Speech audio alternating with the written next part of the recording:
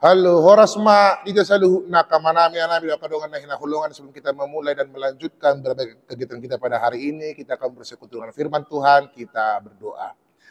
Kasih karunia dan damai sejahtera daripada Allah Bapa dan dari Yesus Kristus menyertai kamu sekalian. Amin. Firman Tuhan dalam renungan hari ini Rabu 16 Juli 2025 diambil dari 1 Raja-Raja pasal 3 11 sampai 12. Demikianlah firman Tuhan.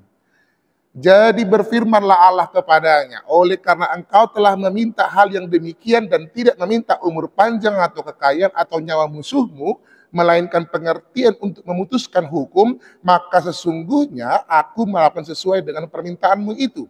Sesungguhnya aku memberikan kepadamu hati yang penuh hikmat dan pengertian, sehingga sebelum engkau tidak ada seorang pun seperti engkau, dan sesudah engkau takkan bangkit seorang pun seperti engkau. Di hata-bata di dok. Jadi dinna debata matu ibana ala nasongoni pangidoan ni jaladang di pangidoho gijang ni umur, jaladang di pangidoho hamorawon, jaladang di pangidoho hosania kamusum, rohatahe pinangidom, asa tumibang uhum, idama, bahenoku mahombar tuhatam, idama, lehonokku matuho roha nabisuk jalan napatas, asa unang adong tudosok kosian nerubiak kanang salpui, nang natubu muse. Itu saatnya demikianlah firman Tuhan. Saudara terkasih dalam nama Tuhan Yesus Kristus, andai kata satu malam Tuhan datang dalam mimpi kita dan bertanya kepada kita, berikan satu permintaanmu, mungkin kita akan meminta panjang umur, kesehatan, kekayaan, dan lain sebagainya. Ima rohani hajol mauta dalam meminta seperti itu. Mungkin kita minta kekuasaan, kita minta kedamaian, dan hal sebagainya. Tapi ada satu permintaan yang tidak biasa yang diminta, yaitu meminta hikmat dan pengertian. Dan ini hanya diminta oleh seorang Salomo. Ketika Salomo naik sebagai raja, menggantikan tahta dari ayahnya si Daud, dia menghadapi berbagai tantangan, dia menghadapi berbagai peperangan, dia menghadapi berbagai cobaan-cobaan yang mungkin saja mengganggu imannya, mengganggu konsistensinya sebagai anak Allah.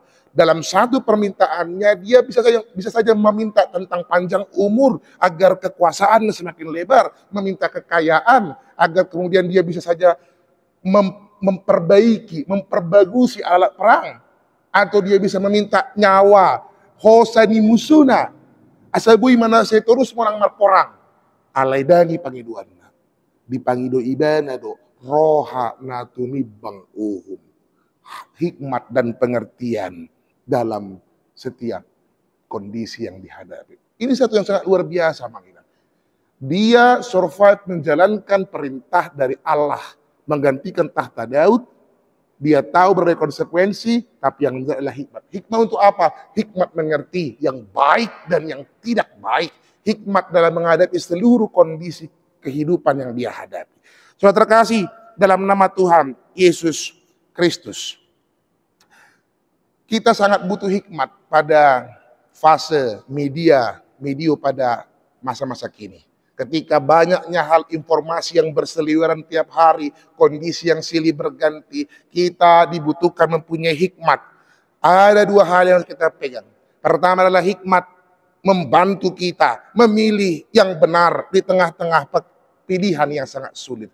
Kita mungkin banyak sulit memilih.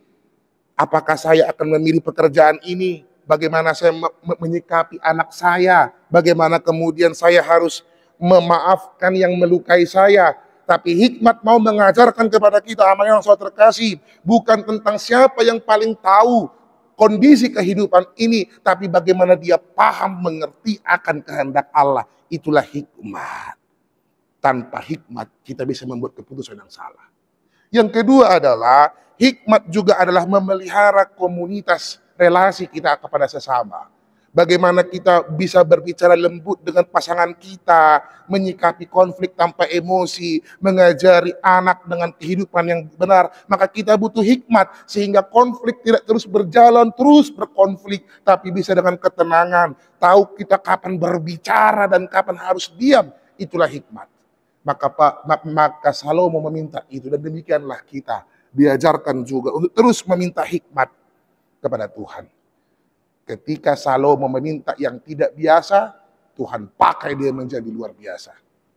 Maka kita mau dipanggil untuk tidak lagi meminta hal-hal yang biasa-biasa saja. Tapi yang tidak biasa itu, Tuhan bisa pakai kita untuk menjadi luar biasa. Maka teruslah meminta hikmat dari Tuhan agar kita bisa survive menjalani kehidupan ini. Selamat berhikmat, selamat mau untuk menjadi tidak biasa atas segala yang kau lakukan dan atas segala yang kau minta. Sehingga Tuhan mampu dan mau memakaimu menjadi orang yang luar biasa melalui setiap tindakan kita. Amin, kita berdoa. Terpuji Engkau Tuhan yang maha baik, yang senantiasa menyertai dan kita percaya. Secara khusus pada hari ini Engkau mengajarkan kami untuk terus berhikmat. Napuna rohana tumibang uhum.